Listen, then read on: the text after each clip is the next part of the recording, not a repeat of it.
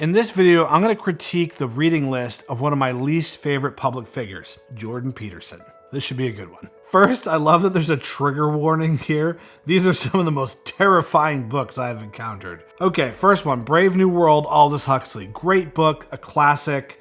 One of the first, dystopian novels ever written. Definitely it's a book that a lot of people should read. Is it terrifying? No, not unless you're really an alarmist or just very soft. Number 2, 1984 by George Orwell.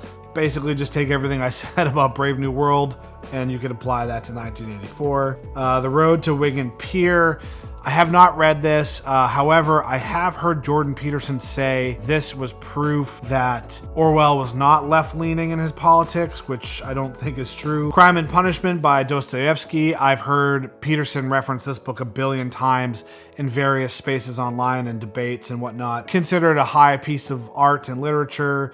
I'm not a huge Dostoevsky fan. I just don't like his delivery is the best way to put it. Obviously, the translation you're reading makes a big difference. Another Dostoevsky, Demons. I haven't read that one. Beyond Good and Evil by Nietzsche.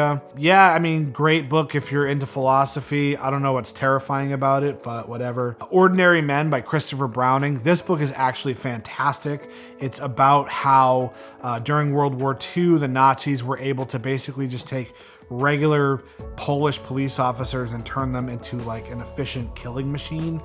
Really scary stuff. I would say this book is kind of terrifying in that regard. And they just took the basic concept of this book and turn it into a Netflix special.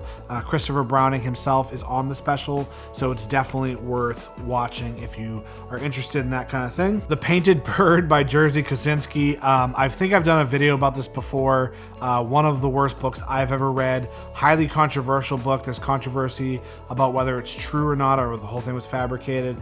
I felt like it was kind of made up. The writing wasn't good. Nothing redeeming about this book. The Rape of Nanking by Iris Chang. That is also a fantastic book.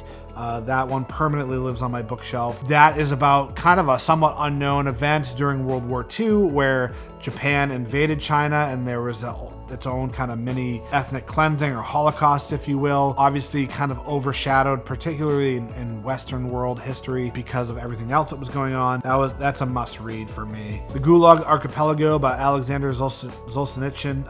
Always a hard time saying that name. Yeah, great book, although there's some controversy about that, whether that's a true story or not. I'm not going to get into it. I don't know enough about that. Man's Search for Meaning. I think this book is fine, way overrated as far as Holocaust memoirs go. I much prefer Primo Levi. I'm a Primo Levi stan. Not that it's a competition, but I just think Viktor Frankl's work gets a little bit too much shine and Primo Levi not enough.